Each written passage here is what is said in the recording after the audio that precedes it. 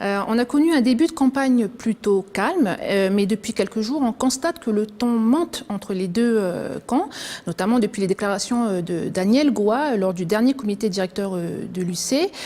Au terme des 3 référendums, il dit, je cite, « Nous ne chercherons plus à nous ouvrir, nous irons peut-être négocier notre souveraineté pleine et entière directement avec le colonisateur ». Vous êtes d'accord avec ces propos ?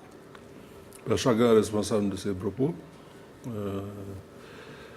Moi, je me contente de représenter l'UNI dans les discussions politiques. Et nous avons fait la promotion d'un projet d'avenir, hein, dans un destin commun. Jusqu'ici, nous avons participé à toutes les réunions politiques dans le cadre de l'accord de Nouméa. Ce qui est prévu au-delà du 4 novembre, c'est qu'il y a une période de toute façon de transition si le oui l'emporte comme nous le souhaitons.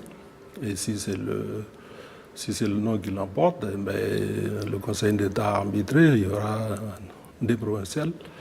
Et la mise en œuvre de ce qui est prévu, c'est-à-dire 18 membres du Congrès de la Nouvelle-Calédonie, peuvent déclencher l'organisation de la deuxième, et si c'est toujours non, de la troisième. Donc, dans cette démarche d'un processus dit négocié, qu'on sorte par la pleine souveraineté comme nous le souhaitons, de toute façon, on continue de discuter. Et si c'est le non, le processus n'est pas terminé. Et donc, nous sommes là pour dire que nous portons un projet de société pour tout le pays. Et avec un oui à la pleine souveraineté, même ceux qui auront voté non, s'ils sont citoyens et qu'ils deviennent des nationaux, peuvent rester aussi dans ce pays comme nous.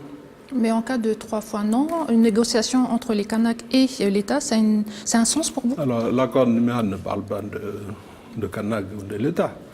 Si c'est 3 fois non, les protagonistes, c'est-à-dire les signataires et ceux qui les représentent aujourd'hui, doivent se voir et discuter de la situation.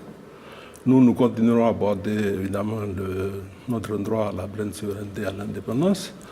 C'est aux autres de dire ce qu'ils proposent, puisqu'ils auront fait campagne pour le non, mais presque toutes les compétences auront été transférées, sauf les régaliennes.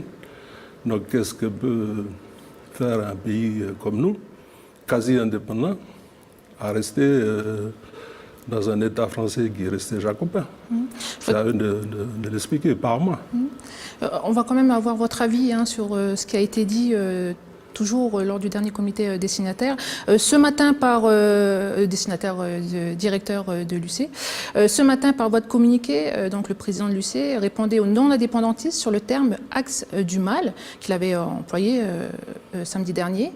Dans ce communiqué, il précise, je cite, « l'axe du mal, ce n'est pas l'État ni les anti-indépendantistes, c'est le système qui a été mis en place et qui nous exclut tous aujourd'hui ». Que pensez-vous de cette terminologie, axe du mal? Quitte à me répéter, je ne suis pas là pour commenter ce que disent les autres. Nous sommes tous des responsables.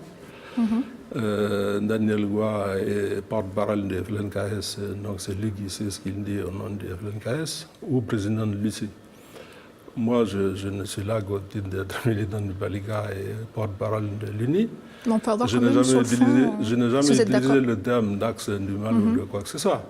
Donc je veux dire, s'il vous plaît, posez la question à qui de droit, pas à moi.